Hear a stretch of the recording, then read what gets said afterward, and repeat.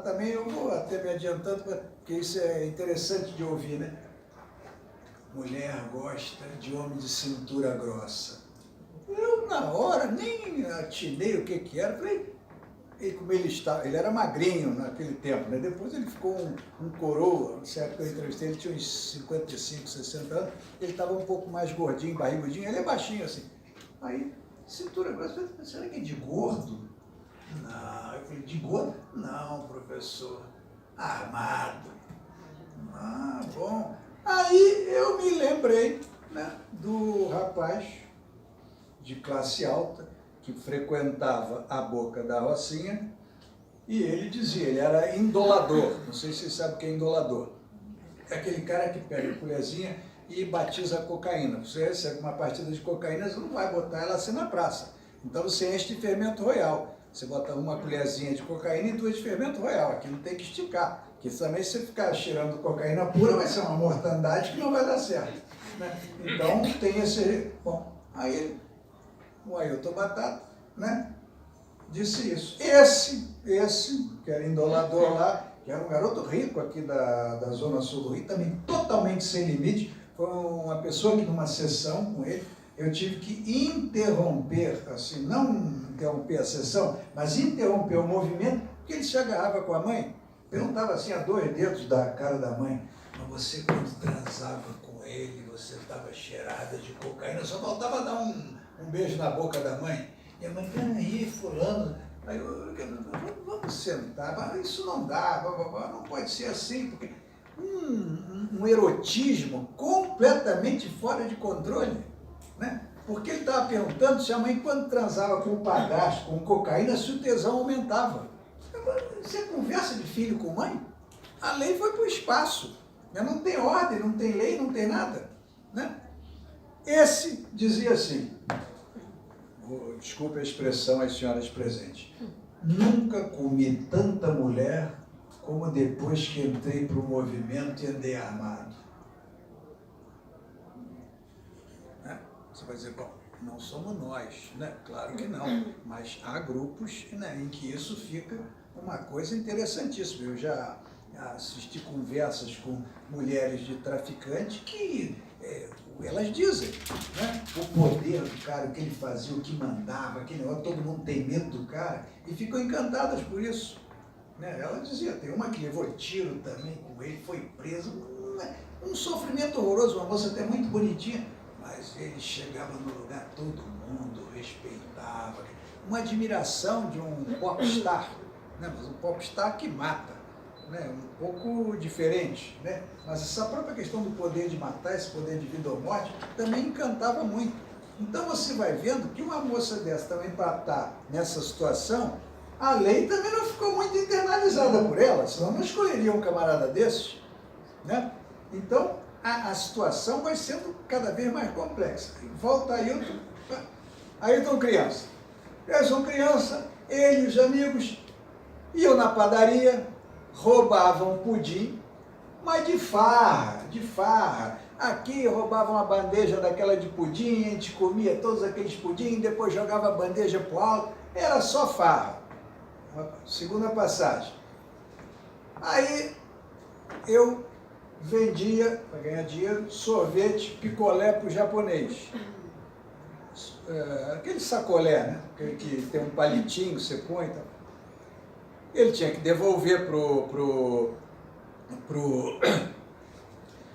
japonês, que era o dono do negócio, né? O baúzinho lá, o isopor vazio. Mas alguns sorvetes derretiam. Esses sorvetes que derretiam, ele recebia. O que ele passou a fazer?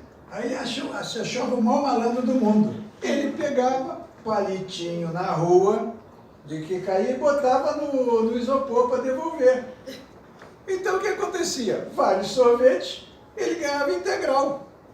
Né? Isso com 9, 10 anos já nessa...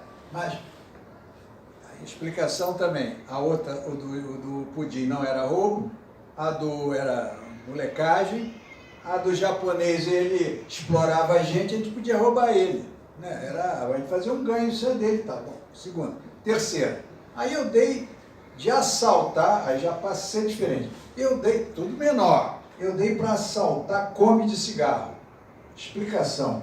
Mas a gente não roubava o motorista.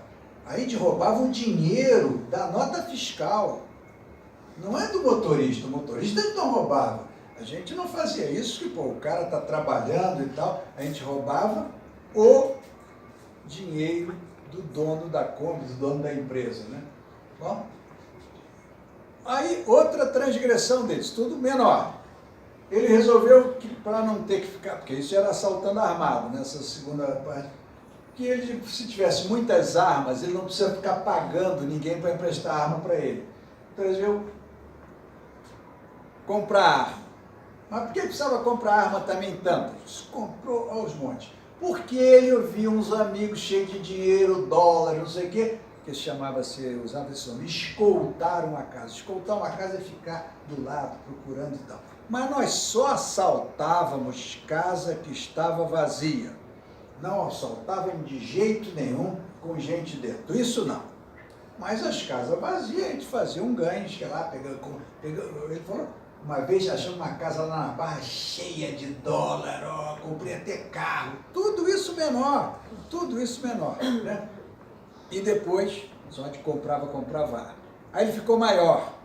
Agora eu vou parar com isso. Bom, já tinha cumprido passagem no Padre Severino algumas vezes. Vou parar só de ser preso e tal. Descobri um senhor lá que fazia uma baganinha lá de maconha e ele passou então a fazer. Era uma época que não havia essa briga ainda de quadrilha, não sei o quê. E ele passou então a comprar com esse dinheiro aí maconha e vender maconha. E aí ele passa, né, a vender maconha. Isso quando ele faz 18 anos, né?